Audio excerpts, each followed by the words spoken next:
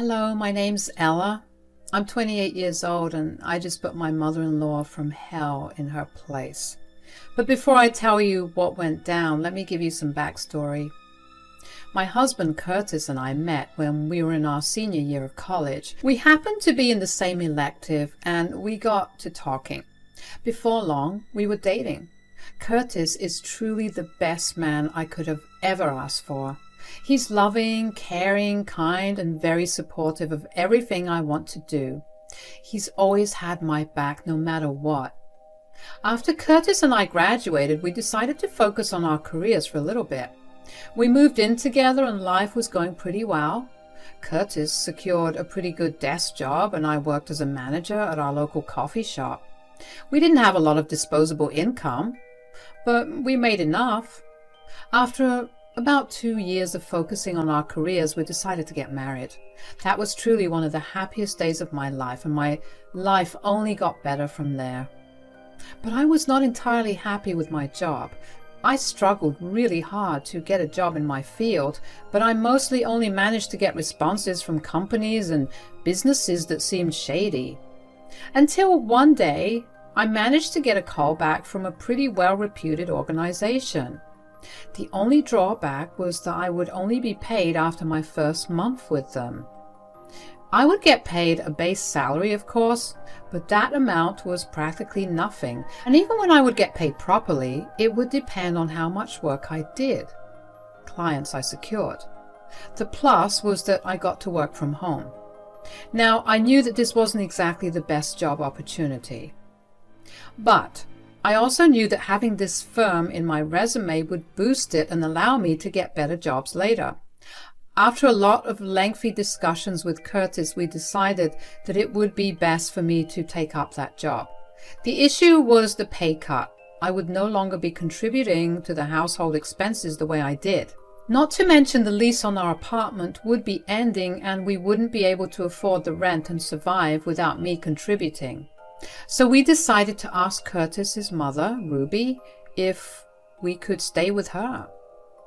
So, Mom, we kind of need to ask you for a favor. Yes, what is it? We're in a really bad place financially right now. Curtis, I have no money to give you. No, we don't need the money. It's just that we need a few months to just properly save up. Okay. And Ella has found herself a better job right now, so we know we can start saving properly. We were just wondering if maybe you'd be open to us living with you for a few months. Oh. It's just that our lease is ending next month and the rent has increased a little too much above our budget. It would be really wonderful if you could help us out. How long would you intend on staying? Not more than 7 months for sure. And will you be contributing towards utilities? We will, at least to the best of our ability for the first 3 months. After we have found our footing, we'll pay for everything that can be split. And what do I get out of this? Huh? If I let you both come live with me, what do I get? You get free shelter? And me? Well, we'll take care of all the household chores and errands if that helps. That might.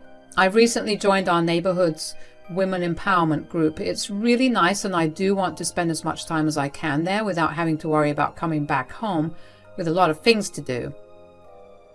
We promise you that we'll take that off your shoulders. I'm very particular about the way I like things, so you will have to watch out. That won't be a problem. All right then, move in whenever you have to, although do give me a week's notice so I can prepare the spare bedroom for both of you.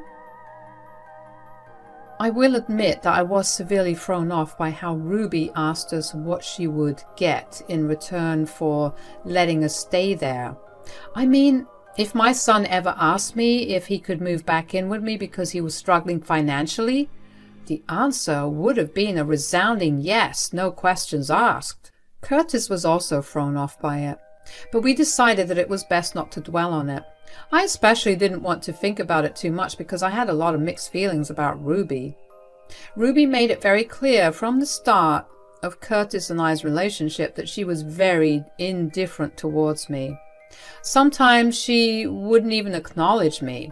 Thinking about the way she treated us would only make me dislike her, and I didn't want that to ruin our relationship. We eventually moved into her place after our lease was done. Initially, Ruby was respectful of our time and space. I also began working at my new job, so sometimes when Ruby would come home, she'd see me sitting on my laptop. She'd shoot me a look of disgust and move on.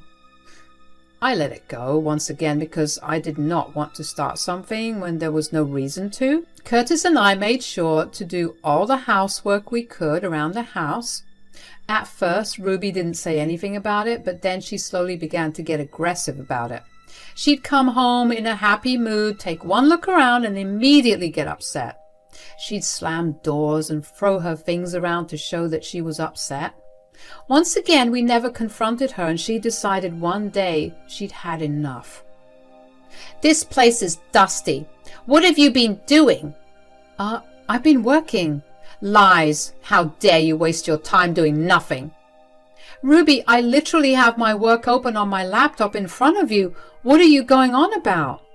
"I know that all you do is sit on your butt and scroll through social media." "Technically, that is a part of my job." "I don't care what values you were raised with, but as the only non-working member of this household, you have to clean and cook for Curtis and me." "I don't think that's happening. I do work. You just don't accept it because I work from home instead of in an office at a desk." "Are you trying to disobey me?" "No, I'm not. You live under my roof and eat my food. I provide you with so much and you repay me by being disobedient." "No, you don't work and you live under my roof and you are a woman. It is your duty to obey me. If I say that I want you to do something, you follow through without ever questioning it or talking back to me. Do you understand?" "Yeah, sure." "That's good. Let's start again tomorrow. When I get back home, I need to see that everything, and I mean everything, is spick and span. Not a speck of dust. You hear me?" "Yes." "Great. Now start making dinner." I felt upset and humiliated by the way in which Ruby treated me. She knew that us staying with her was kind of a low point for us, but the way that she just casually threw it in my face made me feel embarrassed to my core. So I stopped working and began to prepare dinner. My mind was a mess of emotions, and at many points I felt my tears threatening to fall out. But I kept them in. When it was time for dinner, Ruby came into the kitchen to see what I had prepared. She looked at it with mild disgust and said that she expected better from me. She ate it anyway, but she kept making comments about how she would have improved the recipe. Curtis was home in time for dinner, and he seemed surprised that I cooked, especially because the both of us had been planning on eating from out. He too remained silent when Ruby kept making her comments about my recipe, only because I motioned for him to keep quiet. But the second that it was only the two of us in our room, Curtis asked me why I had made food. "You made the food today?" "Kind of didn't have a choice." "What do you mean? Didn't we decide that we'd eat out tonight?" "Well, your mother kind of laid it into me today." "What are you talking about?" "Your mother began yelling at me as soon as she came home because the table was dusty. She kept telling me that I wasn't working all day, so it was my duty as a woman to ensure the house was spotless."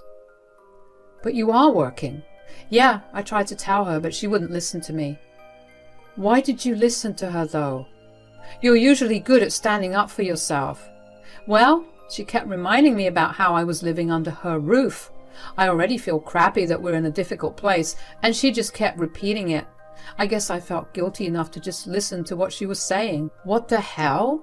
That's not okay. First of all, I promise you, we'll go apartment hunting tomorrow. I can't live in a place where you're not treated right. Secondly, I don't want you to listen to anything she says. I'll handle her." "We don't have the money to go apartment hunting."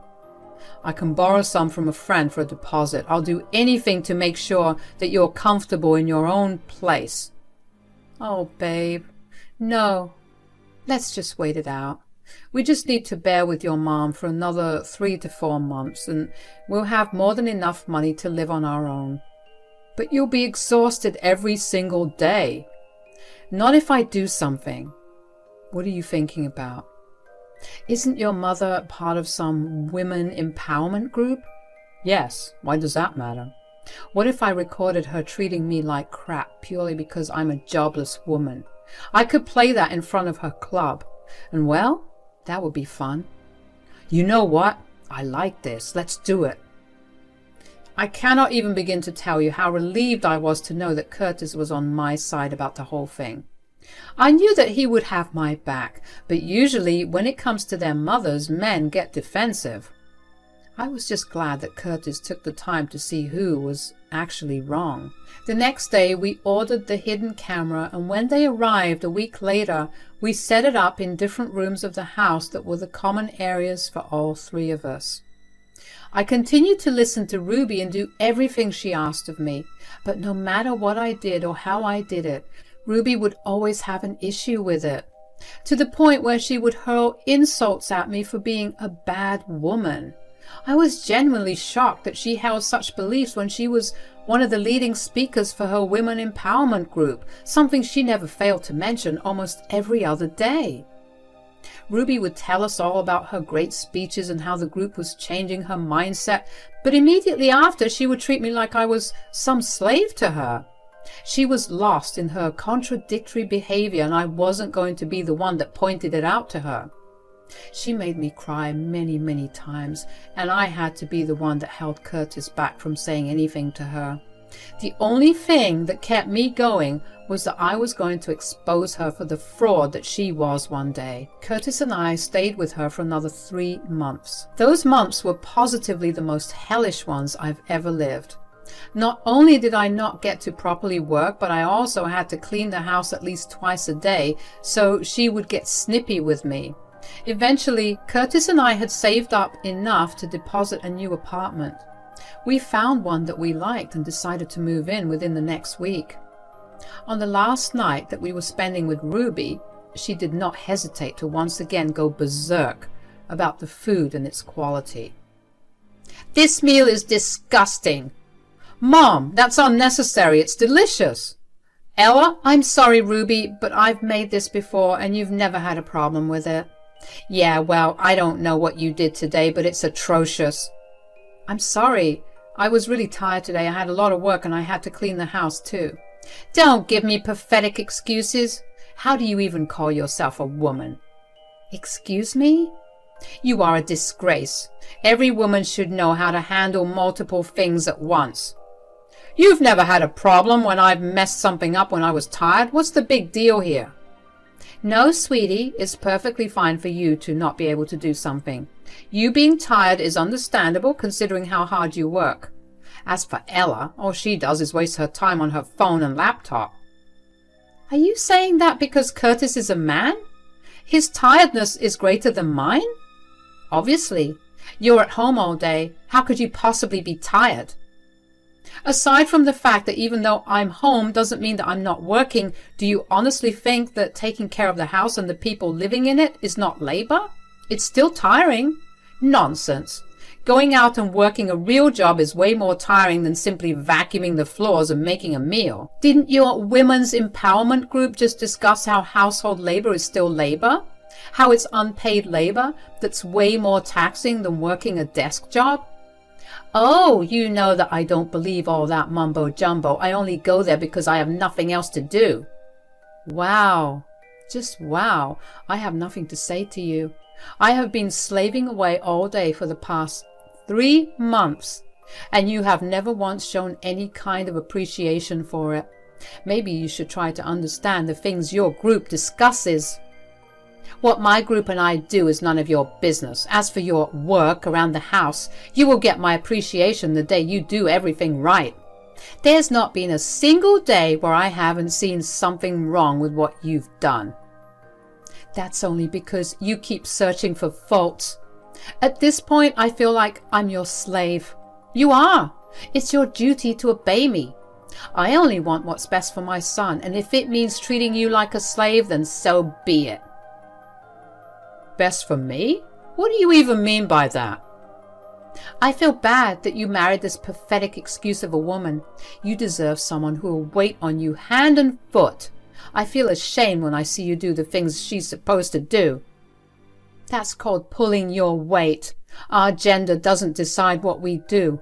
We do things equally. What is your problem? Nonsense. This generation and its ideas are going to doom the world. Disgusting. I can't even look at you right now. I knew that I needed to expect to hear crazy things coming out of Ruby's mouth, but that did not change the fact that it was still so jarring and shocking to hear. She had no hesitation in calling me a slave just because I was a woman, and it was my duty. The way she just blatantly disregarded my occupation, my time, and my effort made my blood boil. I tried my hardest to keep my composure, but at some point I couldn't just say something. I could tell that Curtis was struggling to grapple with the words that his mother said too, but his eyes were wide and his jaw was dropped. Thankfully, he maintained some composure, and that was what kept me calm. I knew that I needed to hear her say those words, considering I was recording it. I didn't want either Curtis or I to come out in a bad light. When I sent the tape to her group, I wanted them to see what we were dealing with, not that we were making Ruby behave that way. After Ruby left us in the dining room to go to her room, which she locked herself in, I took out my phone and began going through every room in the house and recording it. I swiped all the furniture with my finger and showed it to the camera to show how clean I had kept it. I was going to use it to showcase just how absurd Ruby's behavior was and how she was only out to make my life hell. Curtis and I had a long talk after that incident with his mother. He apologized on her behalf, but I saw no need for him to do that. At the end of the day, he was on my side, and that was all I wanted. We spent that night editing together the footage we collected over the past few months into half-an-hour-long video. I uploaded the video to my drive and shared the link to it with a member of Ruby's group who I had met one day while shopping for groceries. The woman gave me her phone number in case I was interested in joining the group while I was staying with Ruby. After that, the video spread like wildfire. I was getting texts from everywhere, from people who I had never heard of or met in my life, sympathizing with me. They shared their shock and disgust with Ruby.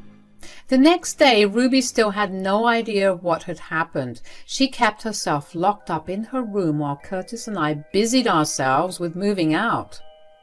We decided to spend the night in our new apartment, and Ruby did not even bid us goodbye. The morning after that day, though, Ruby came to our apartment at 7 in the morning and began banging on the door, asking us to open up. I had just woken up, but I knew immediately that she found out what had happened. "What are you talking about? Don't you dare act coy with me. You sent out a video of me to everyone in my group." "I mean, you were just being yourself. What's there to be ashamed of? Do you even know what you've done? Honestly, I don't care. You made my life hell because you were so adamant about your beliefs. This is the least you deserve. I can never walk around in my own neighborhood. I can never step out of my house. My entire reputation has been tarnished, all because you wanted to get some petty revenge. What about the hit I took to my pay because you made me feel crappy for staying in your home? Do you even know why it took Curtis and me so long to find our new place? You don't work. You do not. No woman should be working, especially you." Wow. Even after everyone knows how you really are and you get embarrassed, you're still sticking to your views and trying to make me feel bad. Of course, what I think privately doesn't need to be broadcast to everyone. Well, when you broadcast to everyone that you're someone who believes in the empowerment and upliftment of women, you shouldn't be hiding your true values. You have no right to decide any of that. Sure, but there are women in this town that have been looking up to you. Don't you think it's unfair to them? Who cares about them? Clearly you do. If you didn't, you wouldn't be this ashamed. Everyone's talking about me. No one treats me with the same kindness they used to treat me with, and it's all because of you. Look, I don't know what you want me to do here. Why would you expect people who are practically strangers to treat you with kindness when you don't even treat your own daughter-in-law with kindness? You need to set yourself straight and figure out how to unlearn your old ideals. Now, I have an apartment that I need to move into. Goodbye. Slamming the door in Ruby's face felt insanely amazing. All the tormenting that I bore with finally worked its way into being useful. Of course, Ruby didn't just stop at me slamming the door in her face. She kept harassing us over the next few days by either always coming over or by texting and calling us non-stop. Curtis and I ended up blocking her number and also getting a restraining order after she stalked us and cornered us at a work event that Curtis had. She never failed to keep telling me that I was the reason for her downfall, and she refused to acknowledge that she was the reason. Ruby knew better than to violate a restraining order, so that's when she finally left us alone. Curtis has constantly been checking in on me and making sure that I'm doing okay. I mean, I was severely burnt out and exhausted from having had to deal with Ruby for months and then having to move. But it was all okay because I finally got free of Ruby for good, and because now I have a space of my own to do whatever I please with it. Curtis and I are moving forward together happily. He's set to get a promotion within a few months, and I have been able to earn a lot more now that I no longer have to clean the entire place twice. We're slowly crawling towards a more stable future, and once we get there, we're even planning on having children. It's been a tough journey, but Curtis and I have stuck with each other throughout. So no matter what happens from here out, I know that if I could deal with Ruby, I can deal with anything else that life throws at me.